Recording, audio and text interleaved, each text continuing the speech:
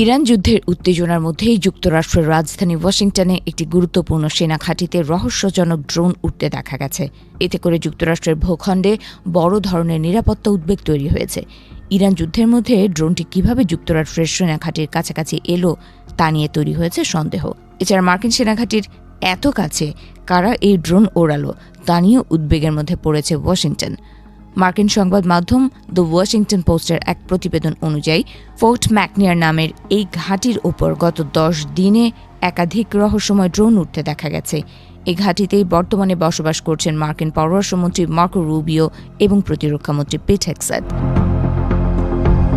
Fort ম্যাকনিয়ার ঘাঁটিটি white house ও capital hill থেকে মাত্র 2 mile দূরে অবস্থিত। এখানে ন্যাশনাল ডিফেন্স ইউনিভার্সিটি সহ পেন্টাগনের অনেক শীর্ষ কর্মকর্তা এবং ট্রাম্প প্রশাসনের গুরুত্বপূর্ণ ব্যক্তিরা বসবাস করেন। গত অক্টোবর মাসে বিভিন্ন সংবাদ মাধ্যমে রুবিও এবং হেগসেথের বাসভবনের অবস্থান জনসমক্ষে চলে আসায় বর্তমানে তাদের নিরাপত্তা নিয়ে চরম উদ্বেগ তৈরি হয়েছে। ফোর্ট ম্যাকনিয়ার ঘাঁটির পাশে ড্রোনের উপস্থিতির পর হোয়াইট হাউসে একটি উচ্চ পর্যায়ে বৈঠক হয়েছে। সেই বৈঠকে মার্কিন পররাষ্ট্রমন্ত্রী মার্কো রুবিও এবং প্রতিরক্ষা সচিব পিট হেগসেথকে ওই ঘাঁটি থেকে নিরাপদ স্থানে সরিয়ে নেওয়ার বিষয়ে আলোচনা চলছে। কেবল ওয়াশিংটন নয়, যুক্তরাষ্ট্রের ফ্লোরিডায় অবস্থিত ম্যাকডিল এয়ারফোর্সের ঘাঁটিতেও চলতি সপ্তাহে 2 বার লকডাউন জারি করা হয়েছে। এখান থেকেই ইরানের বিরুদ্ধে অপারেশন পরিচালনা করা হয়। একবার একটি সন্দেহজনক প্যাকেট এবং অন্যবার একটি নির্দিষ্ট নিরাপত্তা হুমকির কারণে সেখানে কয়েক ঘণ্টা জরুরি অবস্থা জারি ছিল।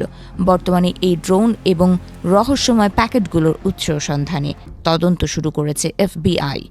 বিশ্লেষকদের মতে 2020 সালে জেনারেল কাশেম সোলাইমানি এবং সাম্প্রতিক যুদ্ধে আয়াতুল্লাহ আলী খামেনি ও আলী লারিজানির মৃত্যুর প্রতিশোধ নিতে ইরান এ ধরনের ড্রোন ব্যবহার করে শীর্ষ মার্কিন কর্মকর্তাদের টার্গেট করতে পারে। অবশ্য নিরাপত্তাজনিত কারণে এই বিষয়ে সরাসরি মন্তব্য করতে অস্বীকার করেছেন পেন্টাগনের মুখপাত্র শন পার্নেল। এছাড়া মার্কিন কর্মকর্তারা কোথায় অবস্থান করছেন তা নিয়ে সংবাদ প্রচারকে চরম দায়িত্ব জ্ঞানহীন বলে অভিহিত করেছেন তিনি।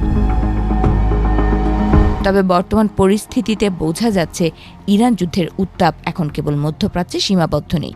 এই যুদ্ধের জের ধরে সরাসরি যুক্তরাষ্ট্রের শীর্ষ কর্মকর্তাদের ওপর আঘাত হানার চেষ্টা চলছে বলে মনে করা হচ্ছে।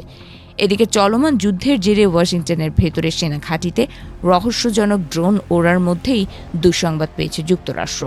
মার্কিন বিমান বাহিনীর একটি F-35 যুদ্ধ বিমান ক্ষতিগ্রস্ত করার দাবি করেছে ইরানের ইসলামিক বিপ্লবী গার্ড IRGC। তাদের দাবি, ইরানে অভিযান চালানোর সময় বিমানটিতে আঘাত হানা হয়। অবশ্য এই বিষয়ে এখনও মুখ খোলেনি ওয়াশিংটন।